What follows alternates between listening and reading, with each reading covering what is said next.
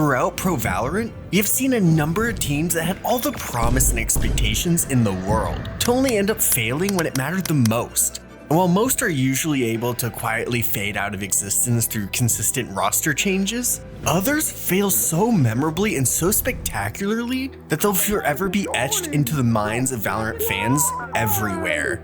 The biggest and most memorable of these teams is Karmine Corp's inaugural franchise roster, that quickly took on the reputation as possibly the worst team last year, being the running meme throughout all of the VCT. How are Karmine losing to the fucking time in the first round? And what really makes this team interesting is that the team wasn't really bad because of org meddling or lack of experience, like so many terrible teams before them, but rather was because of two brothers.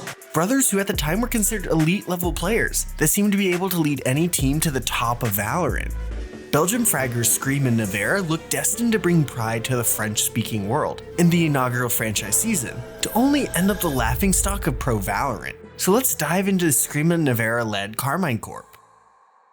The seed of this ill-fated team started with a headshot machine. Scream, who started his career way back in 2010 with Counter-Strike Source, before becoming one of the biggest up-and-coming players in the early to mid-2010s, with him reaching the top of the scene around 2017, being ranked a top 10 player by most. And during this prime, Scream quickly became known as a true headshot machine, linked to a few S-tier trophies with 3 different rosters to put him at the top of the world. But as the decade started to reach its end, so did Scream's once world-class career, as he slowly slipped deeper and deeper into the depths of European Tier 2 CSGO. But during his decline in CSGO, the rise of another gifted fragger from Belgium entered the scene.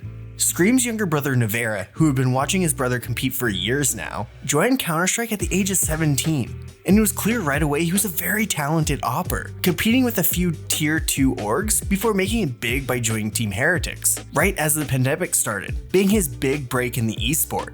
But as Nivera's stock steadily was rising, Scream's was falling after coming up short so many times, and just being considered a great aimer and nothing more. So like so many other CSGO players looking to revamp their careers, Scream officially retired from the game he had been playing professionally for 10 years and took on Valorant.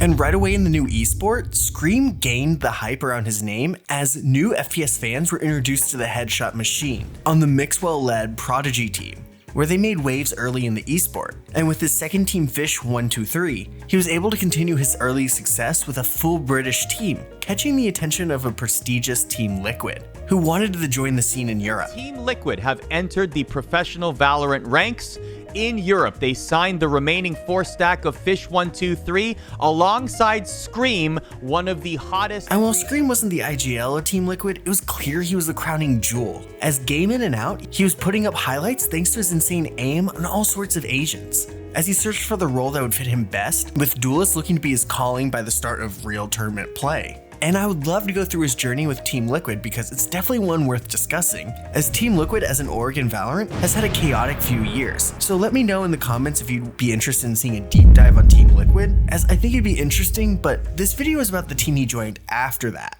The team that, with his brother who followed him into Valorant back in 2021, would become one of the worst teams last year, becoming the largest meme in the process. Why? So right after losing in Champions in 2022, it was clear that Scream and Nivera would be breaking away from Team Liquid, after not finding the success both sides were expecting, as Scream at the time was considered a top 10 player, with Nivera showing quickly in his first full season that he could possibly be the best opper in the world. But they still consistently fell out of events way too early. So Team Liquid moved away from the brothers and picked up stars like Nats and Safe, while Scream and Nivera looked for a new team to join going into the first season of franchising.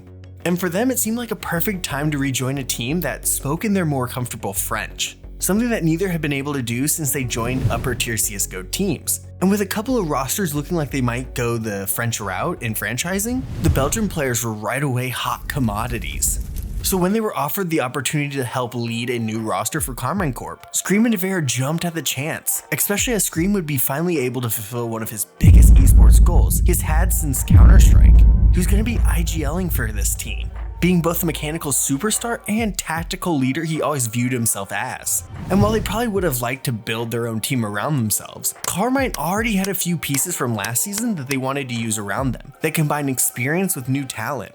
Karmine kept both Nivera and Shin from the original roster, where they both showed great promise, with Nivera looking to be a solid flex player that could do everything, and Shin being a 19-year-old cracked smokes player that would look crazy to drop as a French org. The brothers were able to bring in a friend from the CSGO days though, with former teammate XMS, who wasn't considered a great pickup by most, but during Scream's success during his prime in 2017, XMS was a critical part of it, so it seemed like it could happen again, rounding out this all French-speaking roster, with Scream at the helm with Nivera slinging the op. This team looked destined to at least finish somewhere in the mid of the league, with the possibility of becoming a dark horse as they click more and more throughout the season.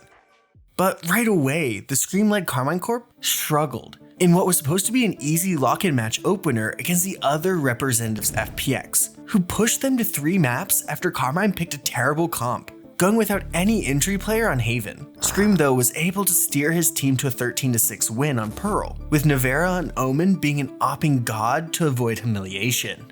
But they ended up bowing out only a round later against Loud, with Scream looking completely off the entire match, with his dominant individual skill faltering due to his split and focus as the IGL now, not being able to set himself up for his famous multi-kills. But really there's no shame in this loss, as it is Loud. Of course this new team would have some rougher edges as they found themselves. And now with the start of the EMEA regular season, the brothers can prove that once they had enough time to get used to their new roles and teammates, they could lead this franchise team to the top. And with another lucky draw from their opener, they faced a BBL team with zero expectations or hope for the year, as the Turkish scene last year was still sorting itself out. And while they were able to win in 2 maps, it was nowhere near a cakewalk. First having to win a 6 overtime icebox, then barely surviving a 9-3 curse on their pick a split, with the team seeming to be their biggest enemy, as while Scream and Nivera fragged, the team around them struggled to find any consistent impact on the game, with the strats being subpar and the economy management again not looking to improve. But after escaping against BBL to start off 1-0, there was still real hope that they would take these issues more seriously and iron them out before their next match, against another weaker opponent in the Maxwell-led Team Heretics. But this is when the dam broke for this team, and their absolutely terrible team macros, philosophy, and gameplay were revealed to the entire world. This is fine. No, it's fine. It was the plan all along. Why? Very well done. This is our game. It's pinging these players are trying to like run back towards spawn to give an idea. Why? This Karmine Corp chip is trolling. He didn't buy. Their first real meme play was in their second map against Team Heretics, where so many dumb mistakes were made. The first was yet again terrible economy management, He didn't buy. with Scream as their duelist, seeming to never have a rifle when the rest of the team are buying. No one's dropped Scream a rifle, despite the fact that Scream is their duelist and is going to be taking the most duels. With no one willing to drop one for him, resulting in him going 5-14 for the map, showing they haven't learned a bit through their first 3 matches. Then in round 5, we have XMS accidentally saving his sheriff and not picking up a rifle at the end of a round. Then in round 10, we got this beauty of a round, where they just looked lost in tower as the clock ticked lower and lower, until they decided to rotate way too late, losing the round on time. An absolute huge blunder for a tier 1 team. And it didn't get better, as they lost this map and match because they waited too long to push a 3v1, failing to defuse in time, losing 13-2 in epic fashion. And this was just the beginning, as they struggled to do anything against Scream and Nivera's previous team, only picking up 7 rounds over 2 maps. But the moment in this match that forever labeled this team as a meme was in round 13, where after Nivera was able to get the final kill in the second half pistol to stop the 13-0, he popped off way too long, leading him to forget to buy. Luckily they won the round, only losing 13-2, but it was memed so hard, with Nivera viewed as a clown in the process. But this was clearly not their only issue. Their map pool was non-existent, as each strat cooked up looked disjointed or too simple, with it being clear that Scream should no longer lead this team, as his individual stats completely tanked, with this once headshot machine looking like he can't hit a single shot, seeing him pick up just a 6% headshot rate. They continued to implode against Team Vitality, with Nivera looking like the weakest link of a broken team, as he picked up just 6 kills over an entire match.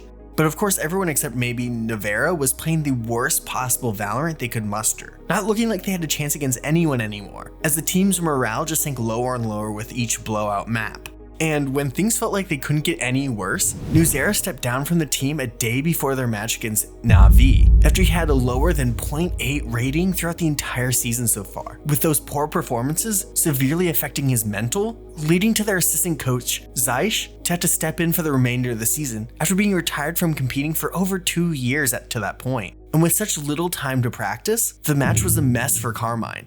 But they played Na'Vi a lot closer than anyone expected. But of course, they couldn't go too long without playing some absolutely terrible rounds, with their worst being round 24, where Karmine had all the chances to push it to overtime, but instead cooked up this bizarre fake A with the KO ult, sacrificing him to hopefully bait Na'Vi to A so they could just Omen ult and pick up the spike from his dead body and easily plan on B, but it was just overcooked. So of course none of that worked, as they were stuck so far back from B as no one on Na'Vi moved, making this play look so weird in such an important round. And with that, there was no hope for this team, as they looked destined to be one of the worst teams in EMEA franchising after having so much promise. They tried to fix some things in their game plan and macros by finally letting go of the Scream IGL experiment and letting Zesh IGL, since he is the assistant coach after all. And really, they tried their best for the remainder of the season. But it was clear that Scream and Nivera and the rest of Karmine were done for. They did have flashes of what they could have been, with Scream now focusing on just playing his game, and Nivera picking up multi-kills on the op. But they also had horrible plays, with them looking like they were playing in ranked games, not knowing what their teammates might do or not do. Karmine were able to win a close match against a 1-win Koi team, as well as beating BBL again in the knockout round of the EMEA LCQ, but ended their season with a loss against Giants and Na'Vi to finish with a record of 4-10, playing just 3 matches more than the league minimum, with this season being a complete failure for everyone involved. So only a few months after this season ended, it was announced that Karmine would be saying goodbye to their entire roster outside of Shin. And with that, the saga of the brother-led Karmine Corp came to an end. We of course know how Karmine were able to start the season hot this year, going on a surprise run to qualify for Masters Madrid 5 months after letting Scream and Nivera go, and are currently sitting toward the very top of the EMEA in circuit points. For the brothers, Scream has yet to return to pro play, has made no indication that he might switch back to Counter-Strike, like his younger brother who just recently made his debut in CS2, being picked up by Revenant Esports, where he looks to restart his career in a new game away from the reputation he left behind in Valorant. So only time will tell if we'll see these once dominant brothers compete together again, or if their time playing together will be left with such a sour taste. But this team was definitely one to remember, even if it's all for the wrong reasons.